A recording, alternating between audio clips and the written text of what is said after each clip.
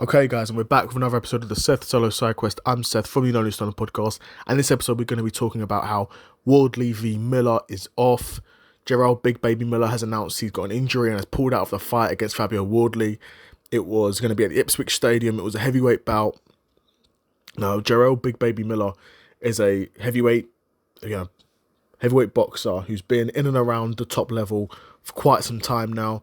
Never made it to the top of the division ever, and he's sort of meeting Fabio Wardley at an interesting point in both guys' careers. Obviously, Wardley's still on the come up, and Jarrell Miller's, to be honest, he's still kind of trying to prove that he's at that level, right? If Jarrell Miller was to lose to Fabio Wardley, everyone would sort of be like, okay, he's kind of finished now.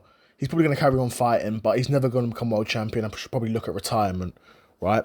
And to be fair, that's basically my sentiment around Jarrell Miller.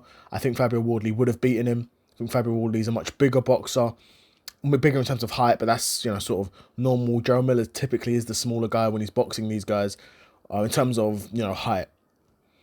So I think Fabio Wardley's a good enough boxer to use that as an advantage. He's a smart enough high IQ boxer to sort of use that as an advantage and use his reach, and he's got great boxing IQ.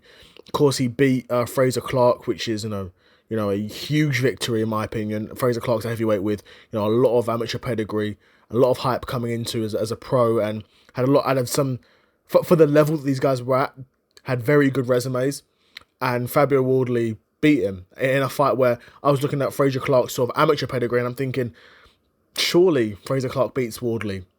But I was wrong. Wardley put on a great performance and beat him. And like I said, I do think Fabio Wardley would have beaten Jarrell Miller should the two have fought. But Jarrell Miller's he's pulled out with an injury. Apparently it's a shoulder injury. Seems like when he gets these big fights against these other Brits, he sort of, fumbles the bag a bit. He fumbled against AJ and now he's fumbling against Fabio Wardley. I don't think a replacement has been announced yet, so I can't speak too much on that. I don't know if the event will be cancelled, if it'll be rescheduled. I don't know, it's a shame for those who have bought tickets if the event is cancelled, but of course, they'll get refunded and everything. An interesting moment, an interesting bit of news, because, like I said, I think it would have been a relatively convincing Fabio Wardley win. But I'd be curious to know what you guys thought of that fight, what you think would have happened, and who you think would have won, and what would have been next for both guys. I think, looking at Fabio Wardley's career, if he's to beat Jarrell Miller, then he's, right in the mix there. Right in the mix, realistically, probably one fight away from a world title fight at that point. Can I make a video about the world heavyweight title fight against Usyk and Dubois too? I will be making a video about that soon. But like I said, if Wardley was to beat Miller and then say he beats a Joseph Parker, which wouldn't be easy, but Fabio Wardley, at this point in his career, and at Joseph Parker, the point of Joseph Parker's career, when you're looking at both guys' trajectory, Joseph Parker's done really well in his past couple of fights and been able to put together a really good run of form, and respect to him, because, like I said, a lot of guys were starting to count out Joseph Parker, but he's made a bit of a comeback. But you look at both guys' trajectory, where Joseph Parker's got a lot of miles on the clock, been through a lot of fights, taken some damage. Yeah, he's on a good run of form, but should he face someone like Fabio Wardley, who's clearly got power in his hands, in addition to, in my opinion, really good boxing IQ and a very good athlete, then for the heavyweight division, then it's not going to be easy. Whereas, Joseph Parker's beating guys like, your